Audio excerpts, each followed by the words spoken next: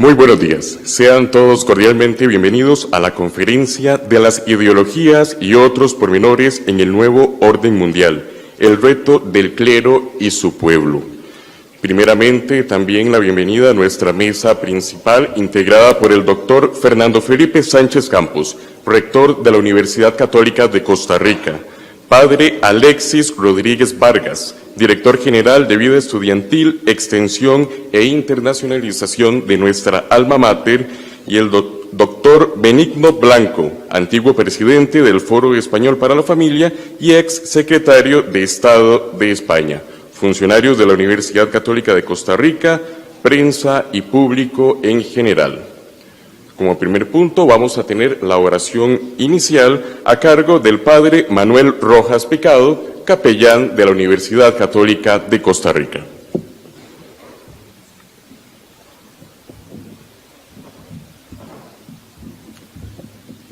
Muy buenos días a todos. Si no les molesto pidiéndoles que se pongan de pie.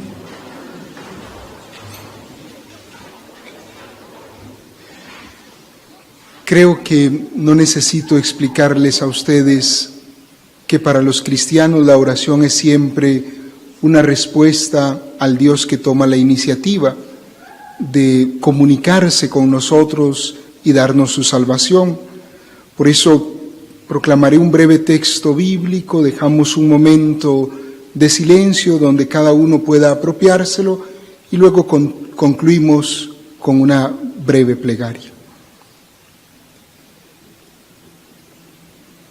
Delante de Dios y de Cristo Jesús, que ha de juzgar a vivos y muertos, te ruego, por su manifestación como Rey, proclama la palabra, insiste a tiempo y a destiempo, convence, reprende, exhorta con toda paciencia y pedagogía, porque llegará un tiempo en que los hombres no soportarán la sana doctrina.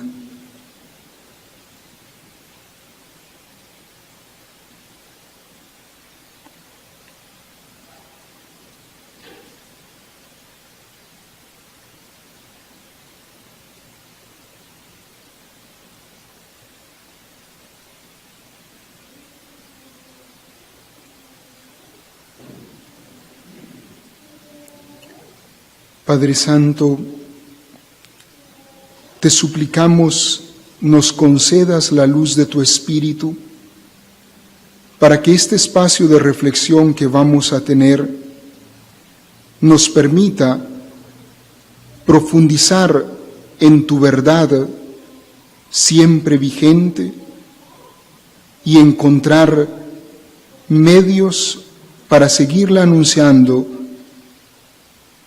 al mundo de hoy con toda paciencia y pedagogía, de modo que la luz del Evangelio siga iluminando la vida de todos los seres humanos. Padre nuestro que estás en el cielo,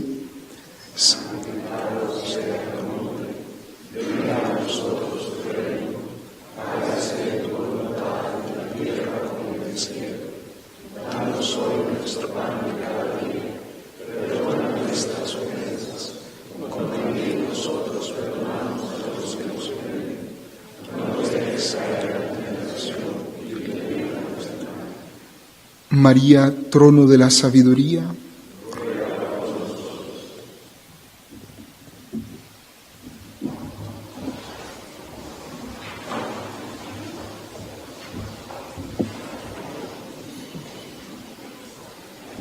Seguidamente, las palabras del doctor Fernando Felipe Sánchez Campos, rector de la Universidad Católica de Costa Rica.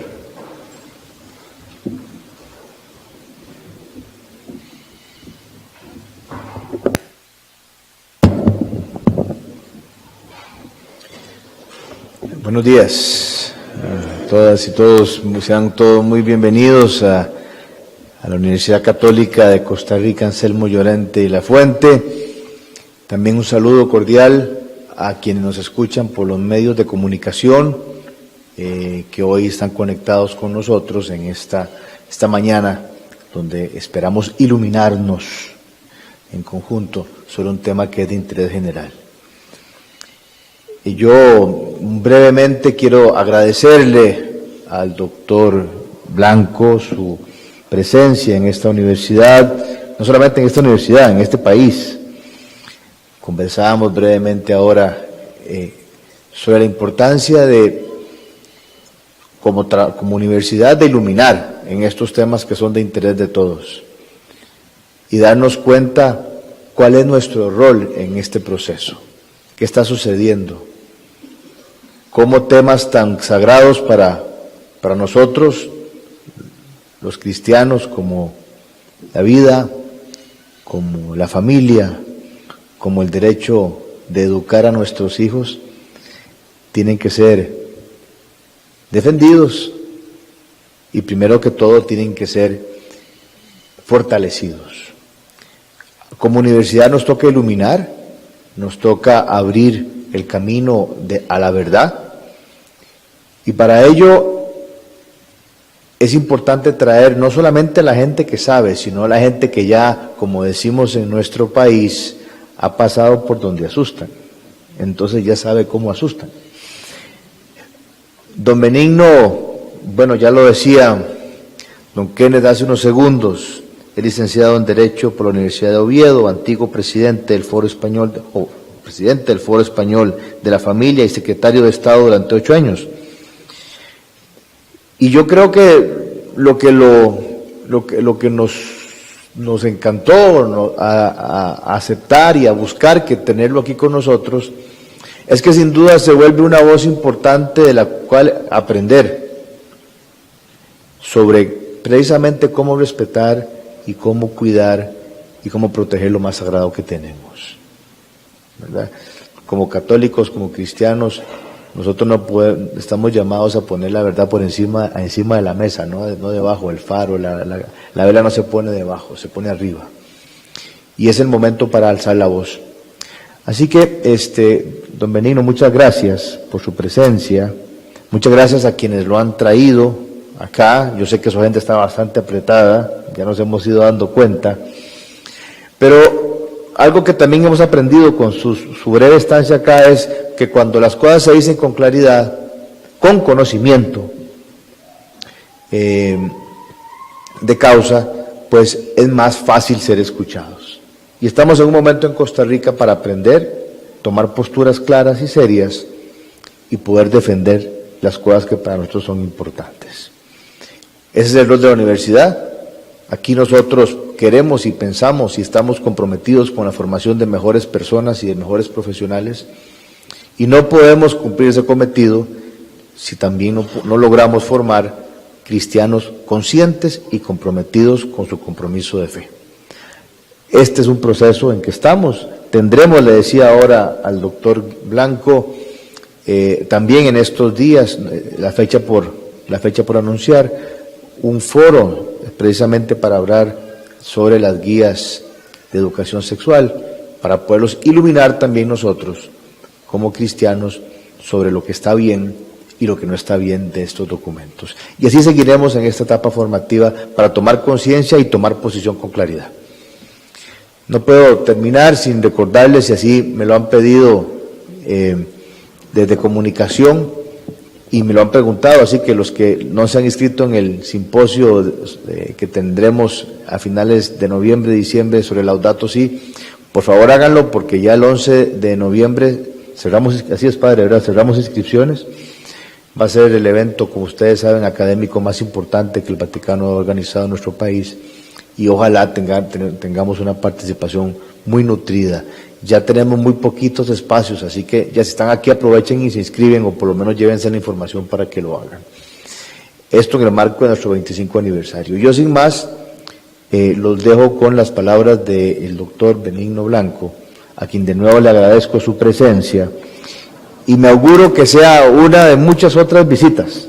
Sepa don Benigno que aquí está su casa, y que nosotros estaremos pendientes de tenerlo aquí, ojalá varias veces, para poder juntos crecer y juntos aprender de un tema que a todos nos convoca, que a todos nos importa y que a todos nos tiene que comprometer en la protección de nuestra fe. Gracias.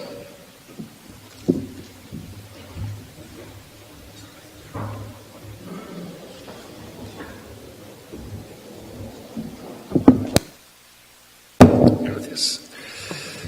Buenos días a todos. En primer lugar, mi agradecimiento al señor rector, querido Fernando, por la hospitalidad de acogerme en esta casa para hablar y compartir con ustedes una preocupación que creo que tiene fundamento sobre una de las grandes cuestiones de nuestra época, que es la comprensión por nuestros conciudadanos de en qué consiste ser un ser humano en materia de sexualidad o el error profundo sobre en qué consiste la sexualidad humana, que es el reto que nos plantea la extensión de la ideología de género en nuestra época. Yo, a pesar del tema oficial de la conferencia, voy a dedicar poco tiempo a explicarles lo que es la ideología de género, porque creo que es muy bueno saber en qué consiste, pero es más importante saber qué retos nos plantea y cómo podemos actuar para evitar que algo tan profundamente negativo como es la ideología de género se expanda con fecundidad por nuestra sociedad. Pero empecemos por qué es la ideología de género. La ideología de género es una antropología, es una concepción filosófica del ser humano que se basa específicamente en una idea sobre la sexualidad humana. Tiene muy poquito de original, la verdad. Es la aplicación al análisis de la sexualidad, especialmente de la femenina, de la antropología decadente del existencialismo francés de los años 60. En resumen, el hombre es un producto ciego de la evolución material de los elementos de la bioquímica, del carbono en concreto, que está en un mundo sin sentido, irracional, porque en su origen está el azar y el caos, y tiene, sin embargo, el inconveniente de ser una entidad libre. Entonces, como seres libres que somos, estoy resumiendo esa antropología existencialista, en un mundo sin sentido, nos vemos obligados a dar nosotros sentido al mundo si queremos. Pero para ese darle sentido al mundo y a nuestra propia vida, el propio mundo no nos da ningún criterio, porque la realidad material, incluyendo nuestro cuerpo, no significa nada, es fruto del azar. Es una visión triste, es una visión desesperanzada y es una visión que genera para las personas más responsables un elemento depresivo, porque asumir la función personal de darle sentido al mundo es una carga insoportable, literalmente. Pues bien, la traslación de esta forma de ver las cosas a la visión de la mujer la hizo la entonces pareja sentimental del principal vocero del existencialismo francés, que era Jean-Paul Sartre, Simone de Beauvoir, que en un libro que se ha convertido mítico en la historia del feminismo, El segundo sexo, dejó escrita aquella frase que se ha convertido ya en un eslogan de que la mujer no nace, se hace. El desarrollo de esta intuición, la mujer no nace, se hace, es la ideología de género. La ideología de género está elaborada intelectualmente por una serie de chicas, todas lesbianas norteamericanas, a finales de los años 60, mujeres formadas en las universidades alemanas y francesas de aquella época, que vienen a constatar, siguiendo la estela del materialismo sartreano, que en materia de sexualidad no hay nada que sea natural, porque no hay nada que sea natural en el ser humano, la naturaleza no existe. Somos un producto ciego de la evolución. Y como no hay nada natural en materia de sexualidad, todo lo que podemos decir sobre la sexualidad es una construcción personal, es una decisión humana, que no tiene ningún soporte natural. Y en concreto, por la influencia del análisis marxista en los pensadores de aquella época, repito, estamos hablando de los finales de los años 60, la época del mayo del 68 francés, la revolución anticonceptiva, con la comercialización de la píldora, la época de la profunda crisis moral de la Iglesia Católica después del Concilio Vaticano II, que hizo que en gran parte dejásemos de ser una luz para la humanidad de la época del freudomarxismo barato que se extendió por todas las universidades de Occidente, pues vinieron a afirmar que todo lo que históricamente hemos asociado a la idea de sexualidad, incluyendo la feminidad y la masculinidad, es un producto cultural. Como no hay nada natural en materia de sexualidad, todo lo que hemos dicho hasta ahora los seres humanos sobre sexualidad es una construcción cultural. Y para ese planteamiento de las feministas de género, una construcción cultural profundamente negativa, porque es la que ha permitido la explotación durante la historia de la mujer por parte del varón. Afirman que la creencia de que hay hombres y mujeres no deja de ser un pensamiento machista para esclavizar a las mujeres al servicio de los hombres, en concreto para que las mujeres tengan hijos para nosotros, lo que llaman la función reproductiva.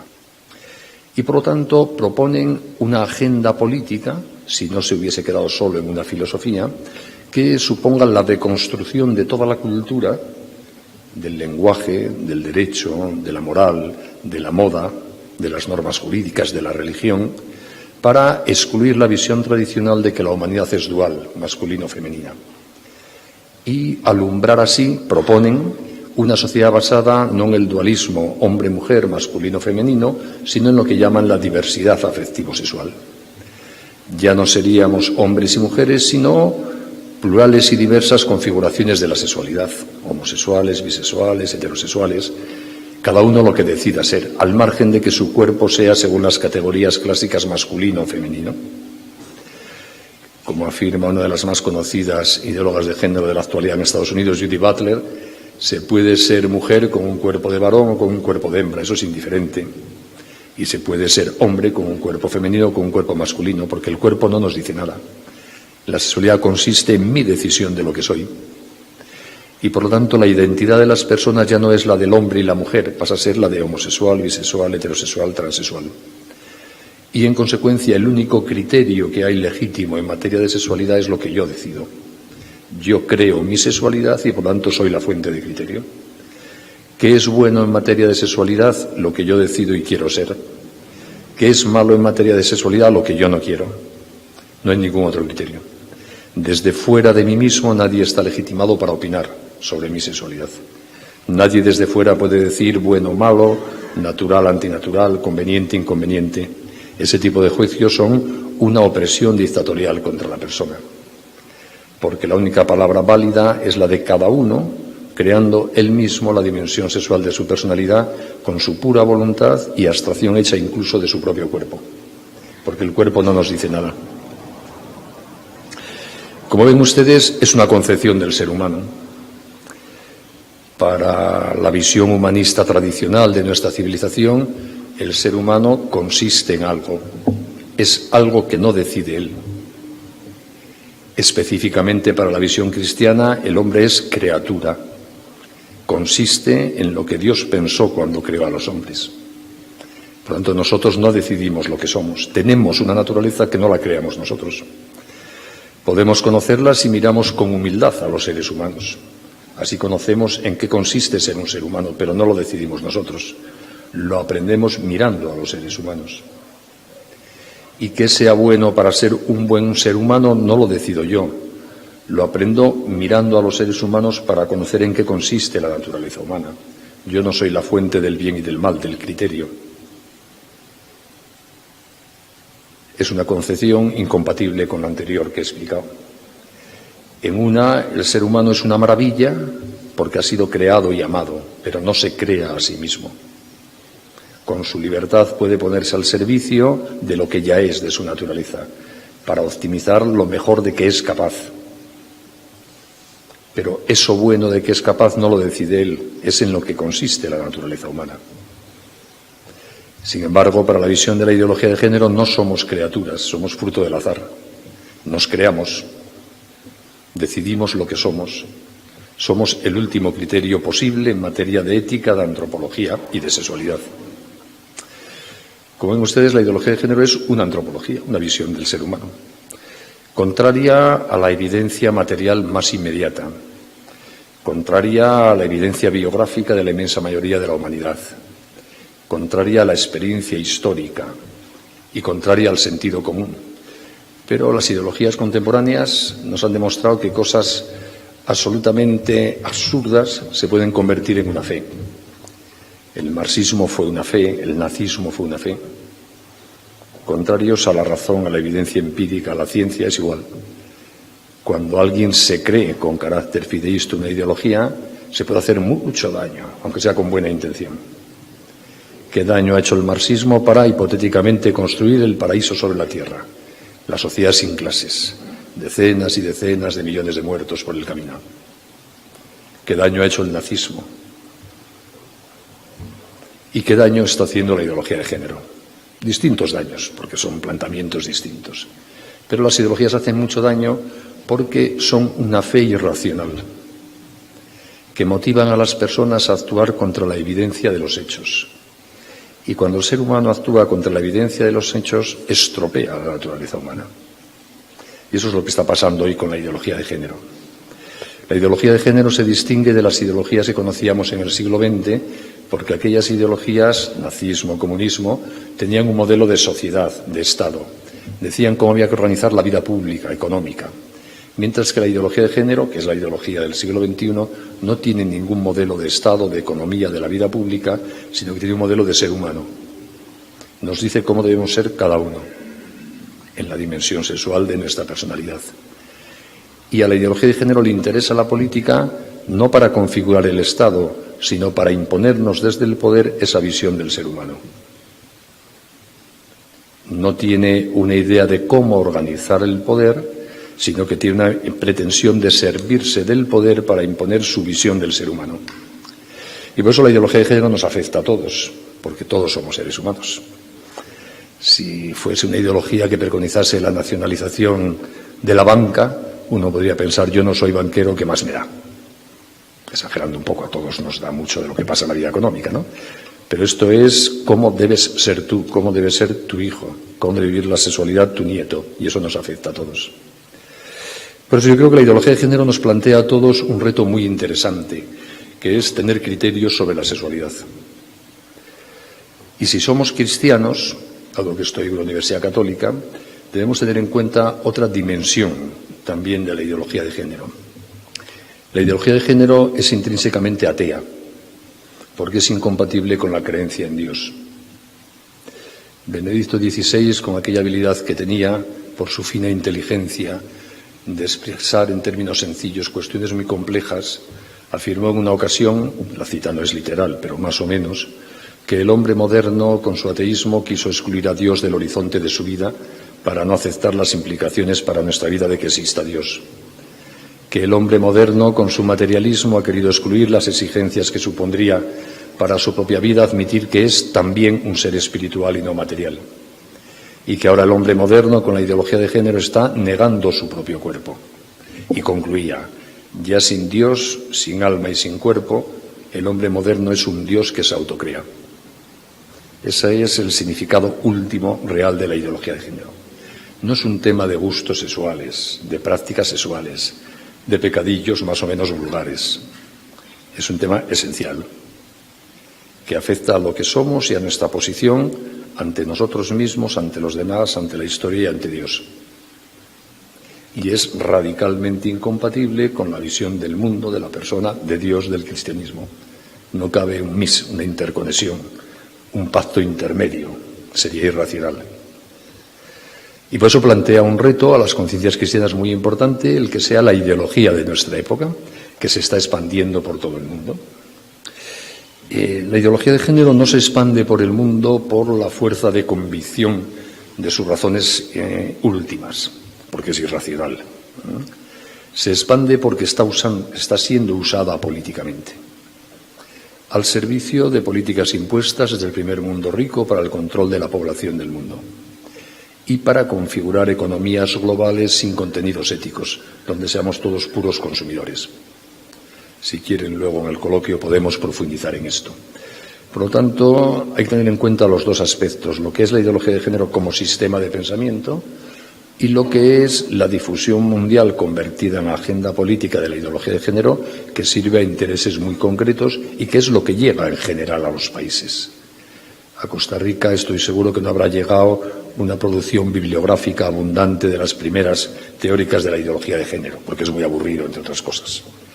Llegan campañas de promoción de lo que llaman el matrimonio homosexual, de la educación en la diversidad sexual en las escuelas, etcétera, etcétera. Las aplicaciones prácticas del programa político, que es lo que mueve el lobby internacional que maneja estas cuestiones. Pues bien, nos encontramos con que en España como en Costa Rica, de repente, casi por sorpresa, aparece un nuevo lenguaje, el de género.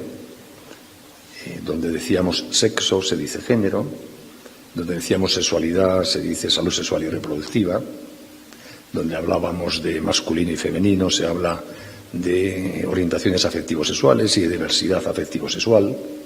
Y este nuevo lenguaje es un lenguaje que lleva consigo las categorías filosóficas de género, queramos que no, porque es un lenguaje creado en el contexto de la ideología de género. Y este lenguaje es el que empieza a aparecer en las leyes.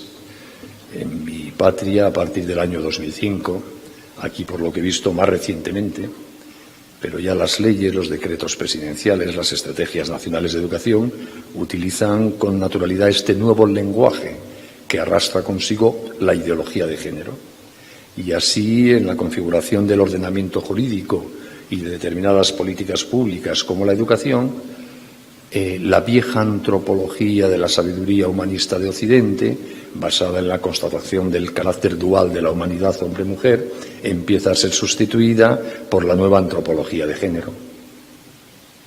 Y casi sin darnos cuenta se ha producido una revolución, porque el ordenamiento jurídico y las políticas públicas ya no están hablando del hombre y la mujer, sino de las plurales orientaciones afectivo-sexuales, que es otra cosa. Por eso es importante conocer esta esencia conceptual de la ideología de género para saber de qué estamos hablando. Pero, como les decía antes, más que extenderme mucho, que podría hacerlo, en la explicación de la ideología de género, me interesa ver qué puede hacer una persona responsable que crea, es mi caso, y puedo presuponer que es el suyo, y si no lo es así, piénsenlo al menos, que piense que la ideología de género es un inmenso error antropológico, que los seres humanos no somos eso. No tenemos género, tenemos sexo. Yo no tengo género, tengo sexo masculino. La mesa sí tiene género, pero no tiene sexo. Pero como yo no soy una cosa, yo sí tengo sexo y no tengo género. Y por lo tanto, si alguien me trata como a un género, no me está tratando a mí mismo, sino a un fantasma. Si alguien educa a un niño como si no tuviese sexo, sino que tuviese género, no está educando a un niño. Está educando a un fantasma o deformando a un niño para que sea un fantasma. Eso es lo que está en juego. Además, en el caso de la educación, es de especial importancia el daño que se puede hacer cuando las categorías de género influyen en el tipo de información afectivo-sexual que se da a los niños, porque los niños están en la fase de configuración, de identificación, de descubrimiento de su identidad sexual. A mí ya a mi edad nadie me va a cambiar mis ideas sobre la sexualidad, diga lo que digan las leyes y los diarios oficiales. Pero a mis hijos y a mis nietos es fácil cambiárselas, porque están descubriendo su propia sexualidad, aclarándose sobre este tema y son muy influenciables. De ahí la especial trascendencia, la especial nocividad de que aparezca en la escuela una llamada educación afectivo-sexual en clave de género, porque puede deformar profundamente y con consecuencias duraderas en el tiempo la autopercepción de esos jóvenes sobre su sexualidad. Y la sexualidad humana es algo muy importante. Es más, a los seres humanos nuestra sexualidad nos constituye. Yo no soy un ser humano que he llegado a ser varón. Soy un varón. Y además lo soy desde que era un cigoto de una célula. Y lo seré hasta que me muera, porque no puedo ser otra cosa. No soy un ser humano que adviene a la condición de varón, que se convierte en varón de vez en cuando, que actúa como varón en determinadas épocas. Soy un varón, todos los segundos de mi vida, porque no puedo ser otra cosa. Y mi mujer es una hembra humana desde que es un cigoto de una célula hasta que se muera, porque no puede ser otra cosa. Es decir, los seres humanos no existimos abstracción hecha de nuestra masculinidad y nuestra feminidad. Somos nuestra feminidad y nuestra masculinidad respectivamente. Es decir, la sexualidad nos define, nos constituye. No es algo que tengamos, algo que nos acaezca o a lo que lleguemos, es lo que somos. Por lo tanto, la sexualidad es algo absolutamente importante para nosotros. Quien no se aclara sobre su sexualidad, no se aclara sobre su humanidad. Quien banaliza su sexualidad, banaliza su personalidad. Quien banaliza o frivoliza la sexualidad de los demás, banaliza o frivoliza a los demás. Esta es la inmensa trascendencia de la sexualidad. Y por eso es tan importante la ideología de género, porque banaliza, frivoliza y no entiende la sexualidad. Es decir, banaliza, frivoliza y no entiende la persona humana. No una característica de la persona humana, la persona humana en sí misma. Y por eso, sin tintes dramáticos, esta es una ideología que puede ser muy perniciosa. Porque a las personas que se imbuyen de los planteamientos de género, la consecuencia que ese imbuirse les provoca es que no se aclaran sobre sí mismos literalmente. No saben en qué consiste ser un ser humano. Y ese es un problema muy serio para la vida. Y además no se aclaran sobre qué consiste ser un ser humano en la dimensión que nos permite ser relacionales. Porque los seres humanos somos hombres y mujeres y eso no solo implica lo que somos aisladamente, sino cómo podemos vivir conjuntamente. Porque la sexualidad es relacional, es complementaria. No nos informa solo sobre nosotros mismos, sino cómo podemos relacionarnos con los demás. Por eso equivocarse sobre la sexualidad no solo es un error sobre cada uno en términos de biografía personal, es un error para la convivencia con los demás y por lo tanto afecta a toda la sociedad. Si Robinson Crusoe en su isla se equivocase sobre su sexualidad y creyese que era un género, bueno, le afectaría él solo porque estaba solo en la isla. Si eso nos pasa a uno de nosotros, nos afecta a nosotros y a todos los que nos rodean. Otra dimensión que nos permite ver la relevancia de estas cuestiones de género, que no son solo una batallita intelectual entre expertos en antropología filosófica y no es solo una cuestión de peleas entre políticos en el Parlamento. Es eso, pero también somos nosotros, todos. También desde esta óptica se puede entender la importancia de los debates actuales sobre la ideología de género y la importancia de que tengamos criterios sobre el tema. Retomemos lo de la sexualidad humana. Decía que somos hombres y mujeres y que no podemos ser otra cosa. Esto indica que la vida humana es sexuada en todas sus dimensiones. Yo no solo actúo en varón cuando amo o practico el sexo, actúo en varón también cuando pienso, cuando rezo, cuando miro, porque no puedo actuar de otra manera. Por lo tanto, la masculinidad y la feminidad afecta a todas las dimensiones de la persona. Es decir, es algo valiosísimo, tan valioso como el ser humano, porque no se puede distinguir. Y esta es la primera conclusión que quisiera sacar ante ustedes o compartir ante ustedes. Una persona sensata, que mire sin prejuicios a los seres humanos, que quiera conocer humildemente en qué consiste ser un ser humano, debe enamorarse de la sexualidad.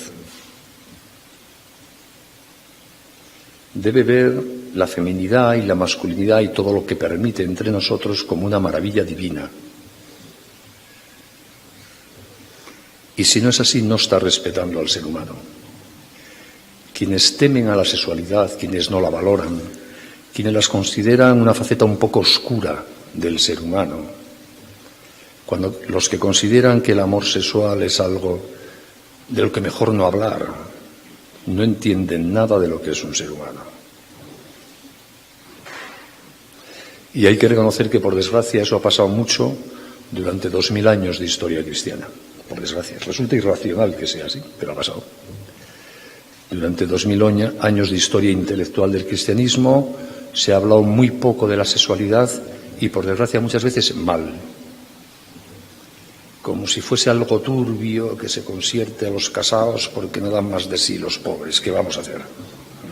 Y no es verdad. La sexualidad es una maravilla. Nos lo dice el libro del Génesis. Dios creó al hombre y a la mujer, a su imagen y semejanza los creó. La imagen y semejanza de Dios en nosotros es la sexualidad, aunque a alguno le pueda escandalizar. Esa frase no se dice de nuestra racionalidad, se dice de nuestro cuerpo, de que seamos varón y hembra. Porque precisamente porque somos varón y hembra, somos hombre y mujer, podemos hacer lo que hace Dios en la intimidad de su vida trinitaria, que es amarnos. Eso es una maravilla. Para alguien que crea en el Dios trinitario es divino, no solo una maravilla humana, sino algo divino. ¿Cómo no hablar bien y con cariño de un rasgo divino en nosotros? Yo tengo una especial deuda intelectual y moral con un santo español, San José María Escrivá de Balaguer, que decía una frase que en su época desconcertó a mucha gente, pero que me parece muy expresiva. Decía: el lecho matrimonial es un altar. Y es que es así. El matrimonio no es un sacramento el día de la boda. Vamos, es el día de la boda, pero no solo ahí. El sacramento no es la boda, es la vida matrimonial.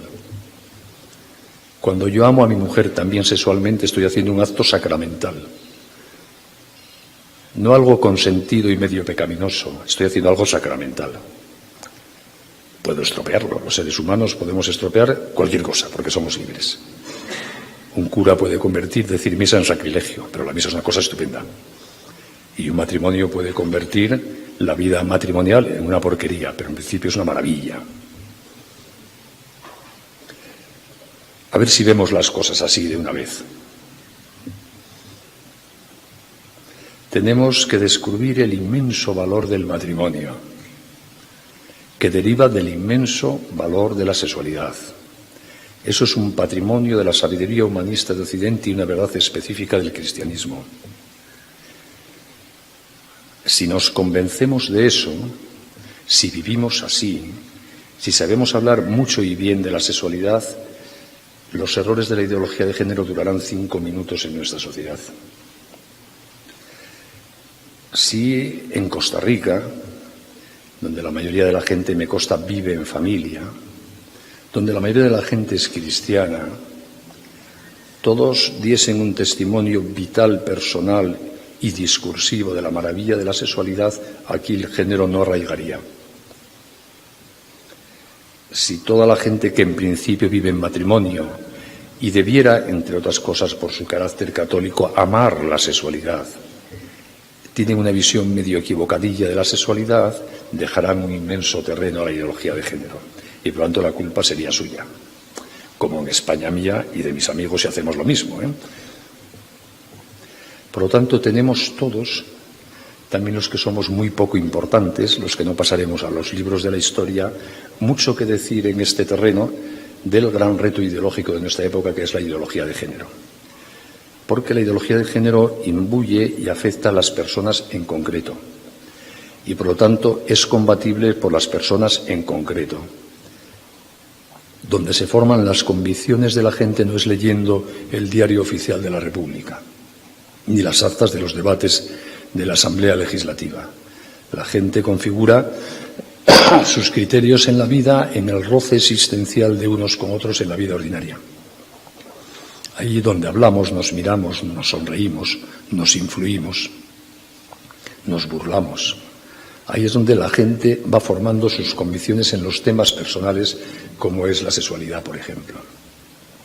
Y ahí, en ese roce existencial de la vida diaria, no están los políticos, estamos cada uno. Cada uno con nuestros familiares, nuestros hijos, nuestros amigos, nuestros vecinos, nuestros colegas. Y por lo tanto podemos influir mucho.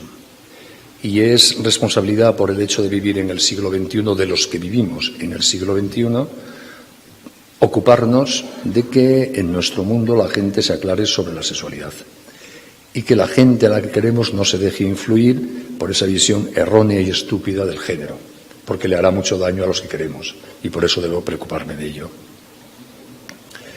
Ser un laico significa ser responsable del mundo. Yo soy responsable del siglo XXI, no porque sea muy listo ni nada, porque vivo en el siglo XXI.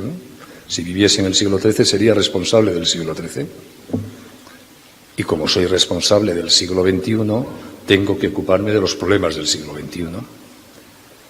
Y uno de los problemas más serios del siglo XXI es el antihumanismo de género, porque afecta a las personas muy negativamente, dificultándoles ser feliz y buena persona. Y por eso les decía, yo les recomiendo que seamos todos expertos en sexualidad, para poder hablar mucho y bien de la sexualidad en todo el entramado de la vida más cotidiana.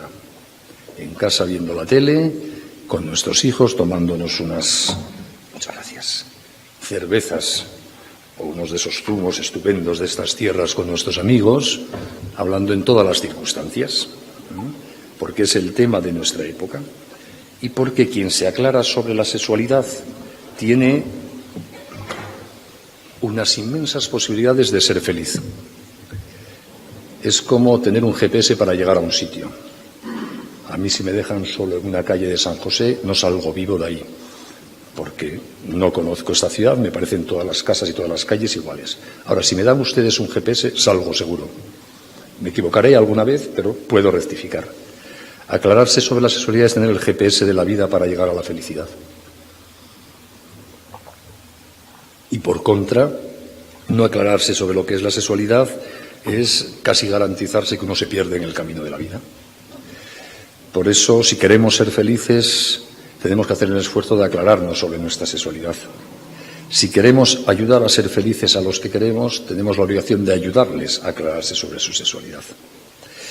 Y dado que este acto originariamente estaba pensado para sacerdotes, aunque veo que no son la mayoría de los asistentes, cosa que me alegra, porque hay así más pluralidad, permítanme que me dirija un momento en especial a los sacerdotes. Aunque todo lo que yo digo a los sacerdotes se puede decir a cualquiera, pero bueno. ¿Qué esperamos las familias de los curas, de los sacerdotes? Por lo menos mi visión, que será discutible, seguro, ¿no? O si lo quieren dicho de otra manera, ¿qué esperamos los fieles católicos de ustedes, como miembros de una familia? Necesitamos tres cosas, por lo menos, yo sugiero. Que se identifican, por otra parte, con lo que yo al menos he estudiado en la poca teología que sé, con los llamados tres munus, funciones de la jerarquía de la Iglesia. Necesitamos formación, necesitamos medios para ser santos y necesitamos gobierno. Y ahora explicaré brevemente en qué consisten esas tres cosas, en mi opinión, desde la óptica de un padre de familia, que a lo mejor no coincide con la óptica más habitual en el mundillo eclesial, sociológicamente eclesial, ¿no? Necesitamos formación. Como ven ustedes, los debates de nuestra época son también debates de ideas que afectan profundamente a la concepción del ser humano y que muchas veces no son asequibles para parte de nosotros, porque no todos tenemos formación filosófica, jurídica, teológica, perspectiva para ver las cosas en clave histórica.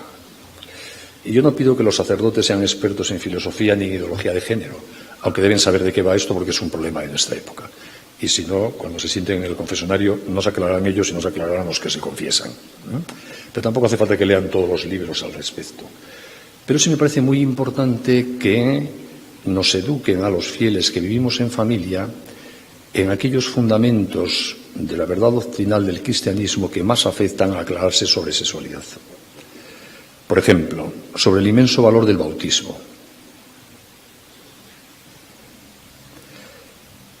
El bautismo es el que nos convierte a todos, obviamente a los sacerdotes, pero también a los laicos, en responsables de nuestro mundo. Y a veces en la catequesis bautismal nos quedamos en la festividad del día. Me gustaría que nos ayudasen a todos los fieles a ser conscientes de que el bautismo implica una vocación a hacernos responsables del mundo, a ser apóstoles, y que eso va ínsito en recibir el bautismo. Es fácil recordar esto, pero por lo menos yo oigo hablar poco de ello en mi país, no sé lo que sucede en Costa Rica, ¿no? Y que nos recordasen con frecuencia que ser cristiano es una maravilla de la que hay que sentirse muy orgulloso. Que el cristiano es una cosa estupenda porque se convierte en hijo de Dios gracias al bautismo. Y que podemos ser pequeñitos, gordos, viciosos y perezosos, pero que somos una maravilla. Y que nunca hay razones para la desesperanza, porque un hijo de Dios está protegido siempre por su Dios, que le quiere con locura y que le sigue queriendo por mucho que se equivoque y meta la pata. Y me gustaría que nos educasen en una consecuencia también del bautismo, que es que como nuestra vida es sacramental de un hijo de Dios, lo que hacemos, entre otras cosas el matrimonio y la vida familiar, es sacramental, como dije antes. Y que el matrimonio no es solo un contrato que se celebra festivamente para legalizar las relaciones sexuales, que es una vocación a la santidad para los bautizados. que tenemos que llevar al cielo con nuestra mujer, que en eso consiste el matrimonio, los hombres, y las mujeres con su marido, y luego con nuestros hijos. Y que para eso tenemos la gracia de Dios para superar las dificultades. Y que es la vida matrimonial, toda ella, la que es sacramental para los hijos de Dios bautizados. Yo también oigo hablar muy poco de esto en mi país.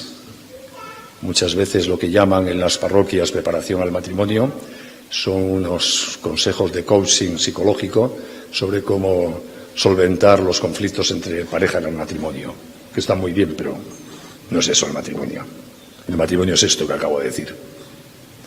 Por eso, en mi opinión, una buena preparación al matrimonio es una catequesis sobre el bautismo, sobre la filiación divina, sobre la responsabilidad sobre el mundo de los cristianos. Con ese bagaje se va al matrimonio con una inmensa seguridad. Y si luego se leen varios libros sobre terapia de grupo de los conflictos familiares, muy bien, pero no es lo más importante. Y luego creo que es muy importante, por las razones que he dicho, y no voy a insistir en ellas, que se nos ayude a tener criterio en materia de sexualidad. No sobre la lista de pecados en materia de sexualidad, que eso ya lo sabemos todos, ¿no? Sino sobre lo que he dicho, la maravilla que es la sexualidad. Y que nos ayudéis, señores sacerdotes, a entender que como es una maravilla poder amar con el cuerpo, hay que educar el cuerpo para amar, que eso es de verdad la castidad, y no el no hacer no sé qué cosas. Y que el proceso de educar el cuerpo para el amar lleva tiempo, como lleva tiempo todo proceso de educar a un ser humano. Si uno quiere preparar a un pequeño ser humano para que un día pueda obtener una medalla de oro en una prueba de atletismo, en unas Olimpiadas, no basta con entrenar 1 año, ni 2, ni 4. Hay que entrenar 20 o 30 años. Y si uno quiere estar en condiciones de ganar el Premio Nobel de Química, no puede estudiar química un par de años, tendrá que estudiar química 60 años.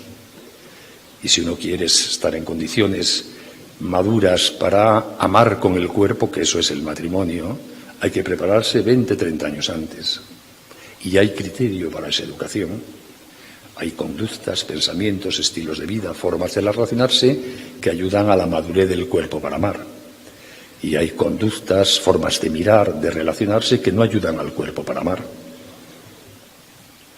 Esa concepción positiva de la castidad como educación para algo gozoso que es amar, que es una gozada y placentera, también por desgracia muchas veces no la veo. Y hace falta, la necesita nuestra juventud.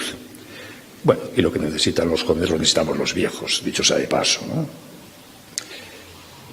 Hay que educarnos en el sentido de la paternidad y la maternidad. Tenemos derecho a que nos forméis en el sentido de la paternidad y la maternidad. Que nos enseñéis que ser padre y madre es una maravilla. Y que para hacer algo bueno, como es traer un niño al mundo, no hace falta tener motivos. Porque el bien se justifica por sí mismo. Para lo que hay que tener motivos es para no hacer el bien que está en nuestras manos. Eso es lo que la Iglesia llama paternidad responsable, dicho de una manera poco clásica. El bien se justifica por sí mismo y hay que hacerlo. Y no hacer todo el bien de que somos capaces, eso sí que necesita una justificación. ¿Me entienden ustedes? Segunda cosa que necesitamos de ustedes, señores sacerdotes, que nos den medios para ser santos. A mí me gustaría que los sacerdotes viesen a los feligreses como su responsabilidad. O sea, que un sacerdote mirase a esa viejecita que está sentada allí en el 5º banco de la parroquia y dijese, yo soy responsable de que esa sea santa. Y que mirase a aquel gordo que está allí sentado en el 3er banco y dijese, yo soy responsable de que aquel sea santo. Y así que nos mirasen a todos. Y esto es especialmente importante porque si ustedes no nos forman, podemos formarnos al margen de ustedes. Cuestión de comprar libros, de buscar buenas fuentes. Pero si ustedes no nos dan los medios para la santidad, no podemos llegar a ellos de otra manera. ¿Por qué? Porque, no sé por qué, pero parece que Dios lo ha querido así, les ha convertido a ustedes, a los curas, en monopolistas de los medios para la santidad, que son los sacramentos. Y si ustedes no prestan el servicio monopolístico, nadie más puede prestarlo. no está liberalizado ese mercado, no se puede acudir a otro sitio. Y por lo tanto, la Eucaristía y la penitencia de forma especial es un monopolio que tienen ustedes. Y los clientes tenemos derecho a que el monopolio esté disponible para nosotros. Porque si no, no hay alternativa. ¿Qué le vamos a hacer? Por tanto, es muy importante la disponibilidad del clero para prestar este servicio monopolístico que les han dado a ustedes. Y a veces cuesta, y lo digo como cliente. En mi tierra, aquí no conozco, cuesta encontrar un cura para confesarse, porque están muy ocupados en otras 1000 cosas muy importantes, pero que no son monopolio. Y a veces cuesta para los laicos encontrar horarios de misa compatibles con la vida moderna, con los horarios laborales y los líos de la gran ciudad.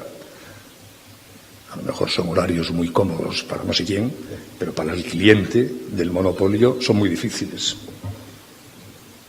Esto del monopolio es muy importante. No podemos acceder a la santidad, que es nuestro derecho y nuestra vocación, sin pasar por su monopolio sacramental. Y por lo tanto tienen que ponerlo a nuestra disposición con generosidad, amplitud y disponibilidad. Porque si no, no podemos ser santos.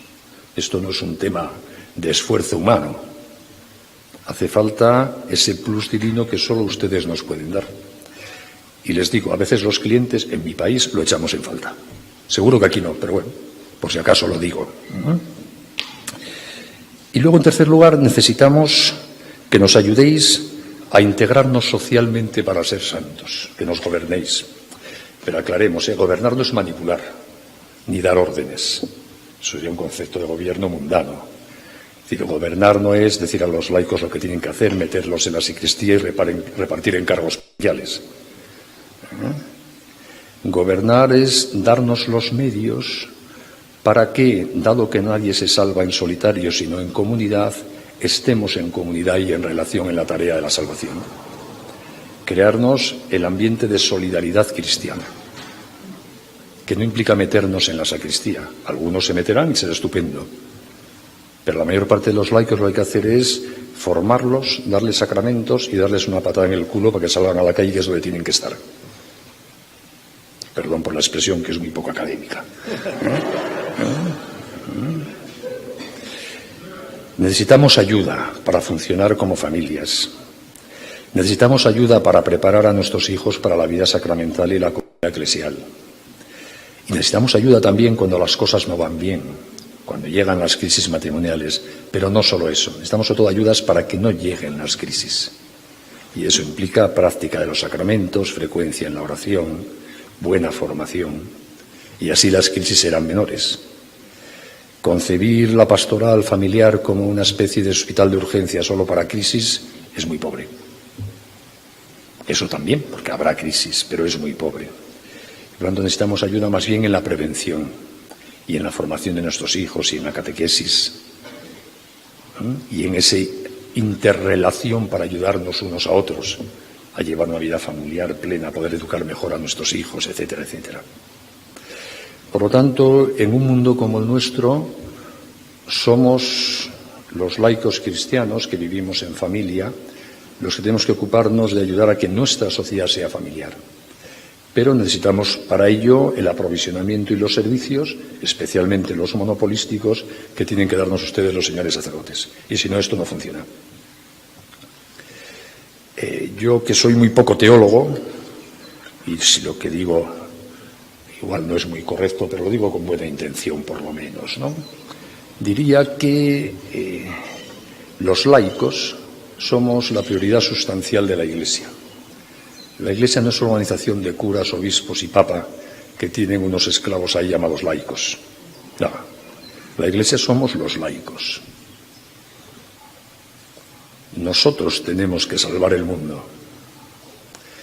Lo que pasa, para eso necesitamos darles una prioridad funcional a los de los servicios monopolísticos, pero como servicio. La prioridad y el objeto de la Iglesia no es el orden sagrado, somos nosotros, somos los importantes, con perdón. Y ustedes están para servirnos, porque sin ustedes no podemos hacer nuestra función, que es la importante. Creo que esta es la autocomprensión de la Iglesia sobre sí misma que dimana del Vaticano II. La vocación universal a la santidad, la responsabilidad de los laicos, el orden sagrado como servicio, y que afecta mucho a esta consistencia familiar de aquella parte de los miembros de la Iglesia, la mayoría que vivimos y hacemos familia. Por eso hoy voy a ir concluyendo, más allá de los debates que genera la ideología de género. Creo que es una ocasión estupenda el recibir este ataque para que refresquemos y actualicemos nuestras convicciones sobre el ser humano, su sexualidad, la familia, el papel de cada cual en la comunidad eclesial en estos temas. Y así el ataque de la ideología de género habrá servido para algo. Yo estoy convencido de que la ideología de género va a durar poco. Nunca el mundo caerá en manos de la ideología de género, no se preocupen. Porque es tan absurda, tan irracional, tan contraria a la experiencia de la vida que tiene muy poco recorrido. Es muy preocupante porque hace mucho daño. Y mientras dude, hará mucho daño a las personas y por eso compensa atajarla cuanto antes. Pero puede ser una gran ocasión para que redescubramos cosas muy importantes del patrimonio humanista de la tradición cristiana que quizá hemos tenido un poco olvidado unos cuantos miles de años y que compensa redescubrir y actualizar. Por eso también creo una ocasión muy estupenda, como les decía antes, para que volvamos a enamorarnos de la sexualidad, para que nos convirtamos en expertos en sexualidad para hablar mucho y bien de ella, para que, padres de familia, nos ocupemos de forma activa de la educación afectivo-sexual de nuestros hijos. Un padre de familia que en el contexto de la sociedad actual, donde las dudas sobre la sexualidad son el tema de nuestra época, no se ocupase de la educación de su hijo desde muy pequeñito, estaría traicionando a su hijo. Lo dejaría indefenso ante las fuerzas de la corrupción en materia sexual que pululan en nuestra sociedad. Tenemos que ocuparnos, padres y madres de familia, de transmitir a nuestros hijos desde muy pequeñitos convicciones firmes sobre la sexualidad humana. Que sepan que el cuerpo es una maravilla y que por eso lo protegemos con el pudor. Que sepan que es una maravilla que haya niños y niñas para que haya papás y mamás. Que aprendan de papá y de mamá lo que van a ir sintiendo en su cuerpo y en su alma según se va acercando la prepubertad, la adolescencia y los noviazgos. Y que así aprendan desde muy pequeñitos que papá y mamá son los grandes expertos en sexualidad que hay en el mundo, con los que hay que hablar de estas cosas. Y mamá le explicará a las niñas lo que va a sentir en su cuerpo y en su alma. Y papá a los niños. Y así las niñas y los niños confiarán en papá y mamá en estas materias. Importantísimo. Y además sin ser inocentes. Vivimos en un mundo donde el incentivo para la corrupción sexual está al alcance de la mano gratuita de cualquiera. Vuestros hijos, en cuanto le dais esto, llevan toda la pornografía del mundo aquí al alcance de sus deditos. Ya no es el mundo en que os educasteis vosotros, y mucho menos en el que me eduqué yo. Y hay que tenerlo en cuenta, no para asustarse de nada, sino para tenerlo en cuenta. Los niños tienen derecho a aprender en el hogar seguridades. Tenemos que formar personalidades fuertes capaces de decir sí a lo que merece la pena y no a lo que no merece la pena. Sí a lo que ennoblece el alma y el cuerpo y no a lo que ensucia el alma y el cuerpo. No podemos formarles para que no se encuentren con el mal, eso es imposible, se van a encontrar. Hay que formarles para que sepan elegir. Y para que, si eligen mal, sepan que se han equivocado y que no pasa nada, que cuando se equivoca uno hay que rectificar y punto, pero no se hunde el mundo. Por eso una buena educación en materia afectivo-sexual implica seguridades intelectuales sobre la sexualidad humana y un profundo amor a la libertad. Porque si no, ese niño estupendo que recibe en casa y en la parroquia y en el cole una buena formación ética en materia de sexualidad, cuando meta la pata que la meterá, creerá que es incompatible con eso que ha aprendido. Y ese daño solo se evita si ama su libertad. Porque el que ama su libertad sabe que no es sus meteduras de pata. Que por mucho que se equivoque, hierre y meta la pata, se puede sacar una vez, 1000 veces, 100.000 veces, lo que haga falta. Transmitir este amor a la libertad forma parte de una buena educación sexual para que nadie crea que es sus errores, sus vicios. Porque ninguno somos lo que sentimos, lo que nos atrae, lo que nos excita, lo que hacemos. Somos algo mucho más noble que todo eso junto. Esta es una de las grandes tareas educativas de los padres de familia hoy y, en consecuencia, uno de los retos de formación de los laicos que les corresponde también a los sacerdotes. Y ser expertos en sexualidad no es nada difícil, no hay que leer muchos libros, y ya lo sabemos todo. Es cuestión de entenderlo bien, de hablar sin miedo de las cosas, de entender lo que nos ensucia y lo que nos ennoblece, y de amar esa libertad que nos permite impulsar lo que nos ennoblece y rectificar lo que nos ensucia cuando nos sucede, y ya está, sin más. Como ven ustedes, la ideología de género nos da unas oportunidades estupendas para hacer nuestro mundo más maravilloso. No hay que entristecerse porque esté por ahí, está. Y se trata de que aprovechemos esta ocasión, uno, para defender nuestra sociedad, sentirnos responsables de ella y ocuparnos de una manera más activa de los que tenemos cerca y son nuestra responsabilidad para que estén intelectual y prácticamente mejor dotados para ser inmunes al vicio de esta ideología tan nociva. Muchas gracias por su atención.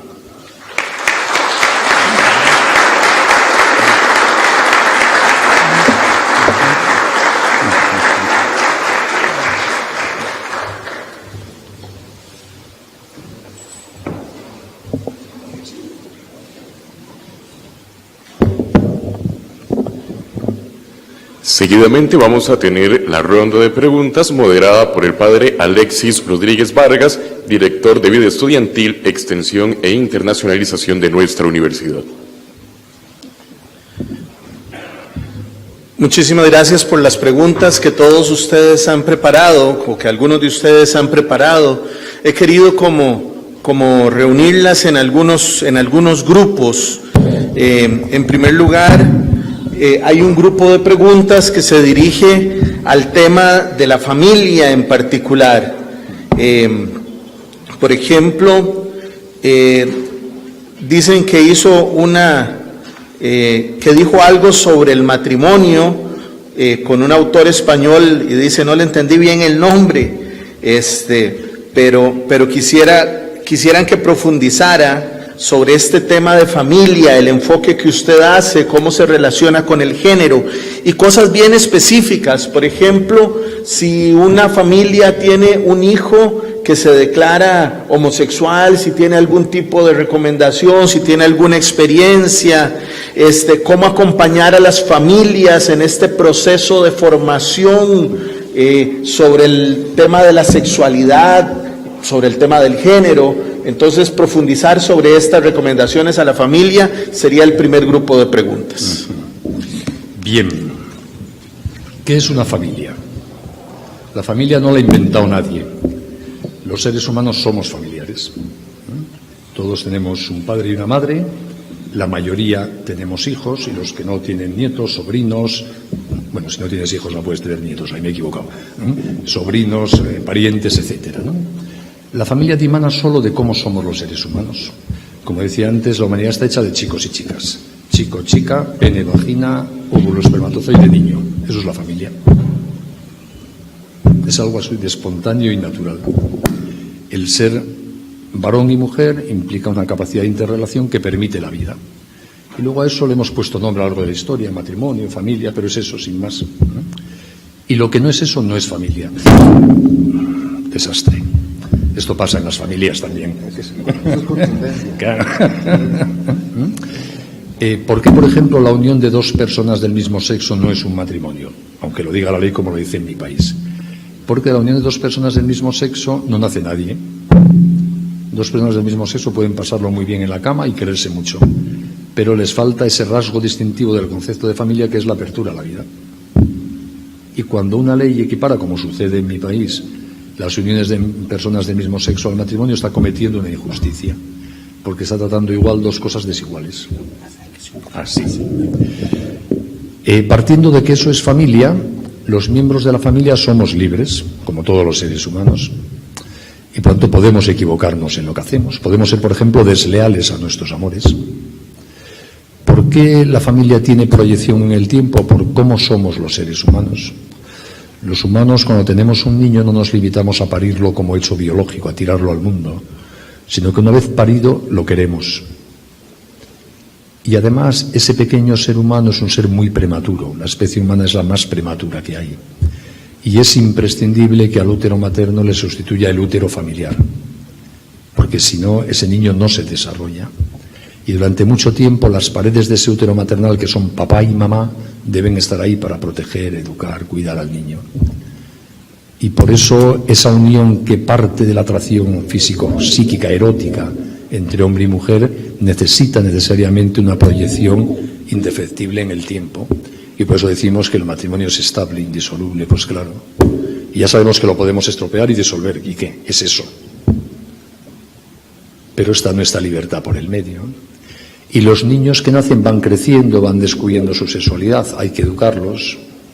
Y educarlos forma parte de la paternidad, porque la humanización del niño exige la palabra y el cariño de papá y de mamá. Los pocos casos que hay estudiados científicamente de los llamados niños lobo, de los niños que han convivido, no con lobos que se los comerían, son con animales más pacíficos los casos estudiados, ¿no? Con animales durante la edad del desarrollo de la razón, indican que esos niños nunca llegan a desarrollar la capacidad del habla y de la razón. Porque lo que humaniza a un niño es ser querido y ser hablado por papá y por mamá cuando es muy pequeñito. El amor humaniza. El cariño desarrolla las potencialidades humanas. Por eso la familia es una maravilla. Pero los niños crecen y puede haber problemas. Un niño puede decirte que es homosexual, una niña que es lesbiana y mil cosas más. Y hoy día cada vez eso es más frecuente, porque como estamos banalizando, también por imperativo de la ideología de género, las formas de sexualidad no basadas en el complemento hombre-mujer, cada vez hay más. Estamos desmontando estúpidamente las barreras morales, intelectuales creadas durante 2000 años de historia para reforzar ese carácter dual de la humanidad. Y si se anima a los niños en la escuela, como se hace ya en la escuela de Costa Rica, a toquetearse y juguetear con todo tipo de agujeros en el cuerpo humano para ver lo que más apetece a cada uno, y le decimos que todo eso es muy bueno y que no pasa nada y cada uno debe elegir el agujero que más le gusta o lo que tocar que le apetezca más, pues habrá cada vez más homosexuales, más lesbianas, por supuesto.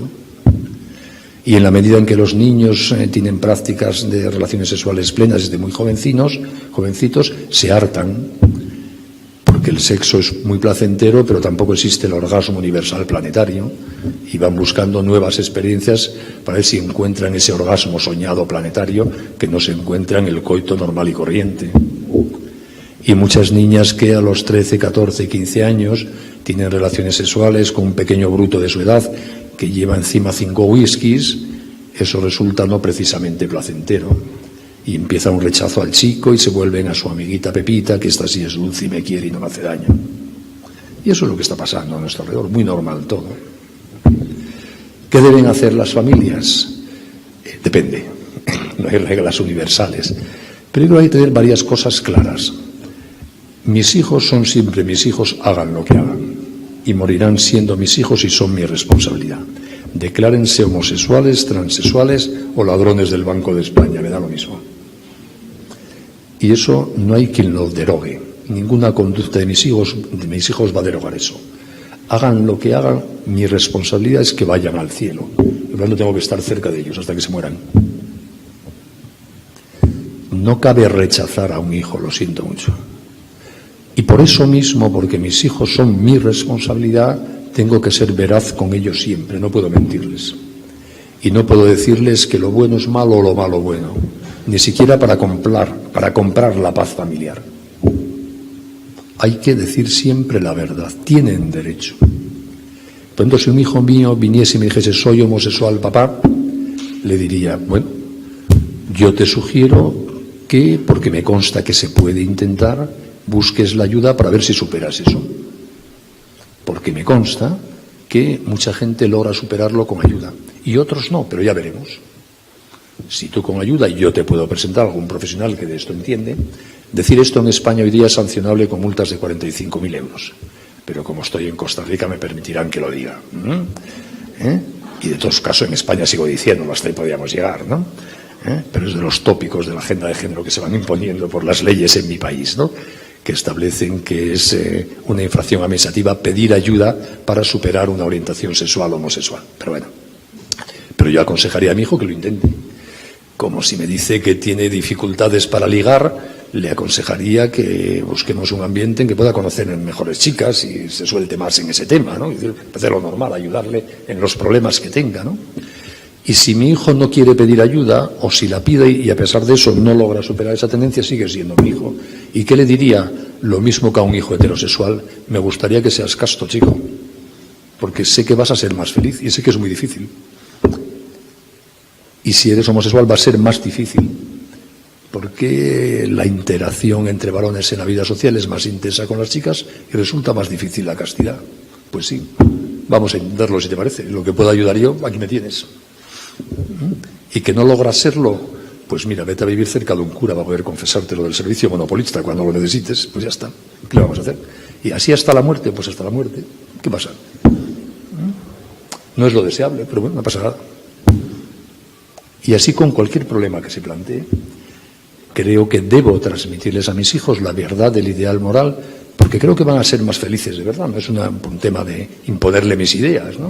Y a la vez ser muy comprensivo con toda la capacidad de hacer pecados que tienen ellos, como yo, dicho sea de paso. Yo creo que con este juego de ideas se puede afrontar cualquier problema. Eso no quita que por el medio puede haber mucho sufrimiento, mucha tensión en el hogar. Que a veces habrá que marcar fronteras pactadas con tus hijos que llevan conductas desiguales para no generar daños a otros. Y habrá que pedirle que, igual que yo te ayudo a ti, tú ayudas a mí a no provocar escándalo en casa. Que eso también es factible. Es decir, si tienes un hijo homosexual, puedes decirle, por ejemplo, y creo que es muy legítimo, que no venga a casa con su pareja.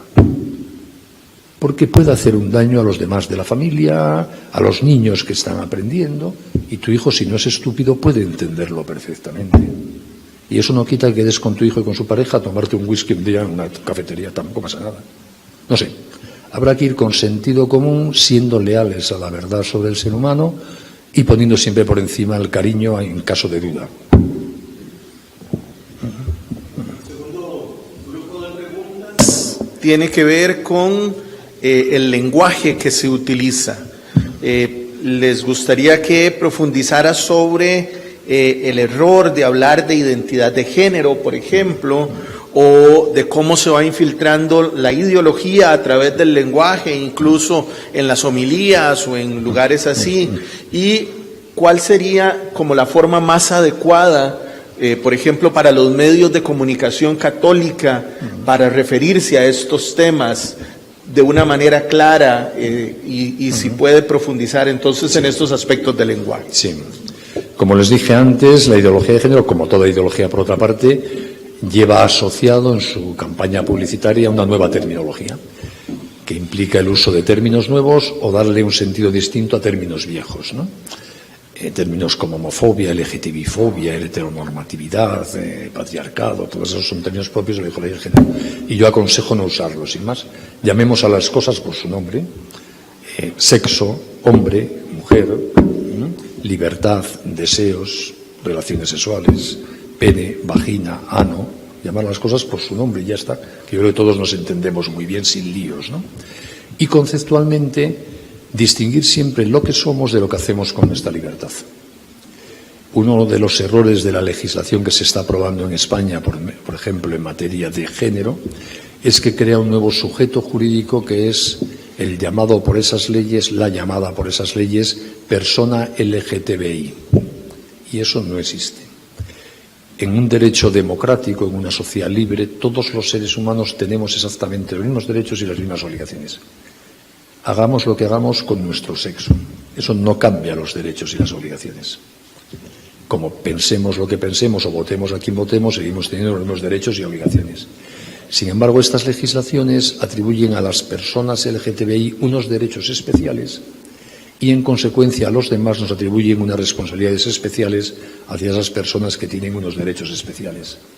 Esta es la injusticia intrínseca y el carácter discriminatorio de una legislación que se presenta a sí misma como de lucha contra la discriminación de los LGTBI y creo que provoca esa discriminación de los que no somos LGTBI. No sé si me siguen ustedes. Por lo tanto, hay que oponerse a esa legislación y no caer en esa trampa. La batalla de la ideología de género no es una batalla entre homosexuales y heterosexuales, no tiene nada que ver. Igual que no tiene nada que ver con la lucha contra la discriminación de los homosexuales o no.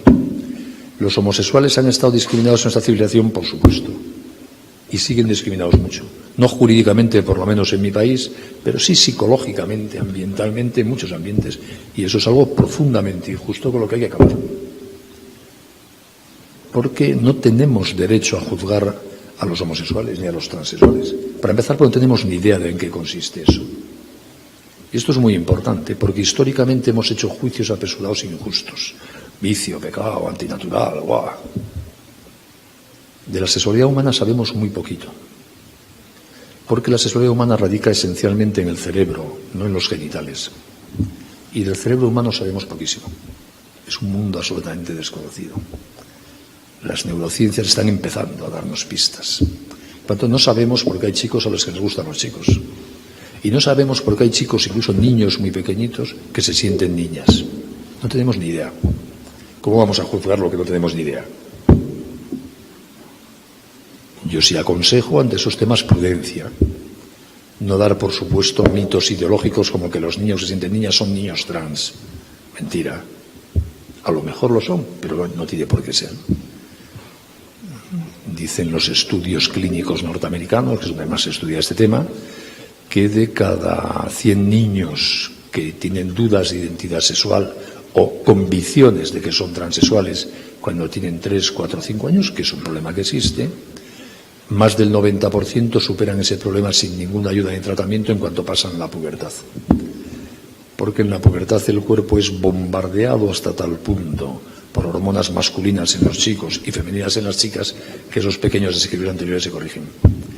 Y luego es verdad que hay unos cuantos casos, menos del 10% que no, que consolidan lo que los médicos llaman disforia de género. Y es un problema muy serio, que no podemos juzgar ni hacer valoraciones. Cada caso es cada caso y yo respetaré las decisiones que tome cada persona. Pero lo que no respeto es que el legislador diga lo que hay que hacer para todos, hormonarlos, operarlos, ni de broma. Eso es una imposición totalitaria de la ley, metiéndose donde nadie la llama. Y no sé qué pregunta estaba contestando, la verdad. Sobre el tema de la comunicación, por ejemplo, los medios católicos, cosas así. Perdonen ustedes, pues estoy ya muy mayor y se me va la cabeza con estas cosas, ¿no? Entonces, para comunicar hay que atender a los hechos. No existen las personas trans. Existimos los seres humanos con derechos y obligaciones todos iguales. Y todos con el mismo derecho a no ser discriminados por nada. Y luego hay que respetar la libertad de los demás, pero eso no significa adherirse a lo que los demás hacen con su libertad. A lo que las personas son sí hay que adherirse, eso es respetar la dignidad humana. A lo que hacen con su libertad no se puede criticar, disentir. Por ejemplo, ustedes respetan mi libertad de expresión si no me impiden hablar. Pero si no quieren escucharme, no están violando mi libertad de expresión. Si ustedes se levantan y se van todos, no están violando mi libertad de expresión, están demostrando que no les interesa lo más mínimo lo que cuento. Y mucho menos estarían ustedes obligados, para respetar mi libertad de expresión, a decirme que tengo razón en lo que digo. Hasta ahí podríamos llegar. Pues con el sexo pasa lo mismo. Yo debo respetar a todos los seres humanos. Gústenle los hombres, las mujeres o lo que sea. Ahora, lo que hacen con esa libertad que tienen puedo discrepar de ello, porque sobre la sexualidad se puede opinar, hasta ahí podríamos llegar. Y yo puedo decir que masturbarse no es lo mejor en el uso de la sexualidad. Y no estoy discriminando a nadie, estoy opinando. Y puedo decir que me parece que la relación hombre-mujer es el óptimo de la sexualidad humana. Y no estoy ofendiendo a nadie, estoy opinando sobre el ser humano. Y si alguien quiere impedirme opinar porque dice que mis opiniones discriminan, es que es un enemigo de la libertad que no entiende el pluralismo. Y eso es lo que subyace a las legislaciones que, bajo la presunta apariencia estética de luchar contra la discriminación de los LGTBI, lo que quieren hacernos es no dejarnos opinar a los que no compartimos la ideología de género. Pues claro que se puede opinar. Una conocida ideóloga de género norteamericana ha dejado escrito, por ejemplo, que toda penetración vaginal es una violación. Bueno, es una opinión, tiene derecho a decirla. Yo no me siento ofendido y yo hago penetraciones vaginales porque tengo relaciones sexuales con mi mujer. Me parece una opinión estúpida, pero a mí no me está ofendiendo ni me está atentando contra mi dignidad. Y por lo mismo yo puedo opinar sobre las prácticas homosexuales. ¿Qué pasa? Entonces, a efectos de comunicación, tenemos que defender la libertad de pensamiento y de expresión. Parte de la agenda política de género es con este tipo de legislaciones y de campañas de comunicación que nos callemos voluntariamente. Ese efecto de, para evitar problemas, que te llamen homófobo, para no generar polémicas, callémonos y pasemos por la agenda de género. Pues no. La mejor manera de defender la libertad es ejercerla. Que no te quieren dejar hablar, habla. Que no te quieren dejar educar a tu hijo en una sexualidad responsable, dobla la educación de tu hijo en sexualidad responsable. Que no quieren que opines sobre la sexualidad, habla de sexualidad a todas horas. Así se defiende la libertad. Y como la ideología de género, su imposición, la imposición política de la ideología de género es una tentación totalitaria de nuestras democracias, la mejor manera de defendernos contra esa tentación totalitaria es hablar mucho y bien de la sexualidad y no tener prejuicio para opinar sobre cualquier cosa en materia de sexualidad, porque se puede opinar, sin ofender a nadie, con todo respeto a todo el mundo. Pero repito, se respeta lo que las personas son y se puede opinar sobre lo que gente hace con su sexualidad, también en el terreno de la homosexualidad, de la transexualidad y de lo que se quiera. Muy bien.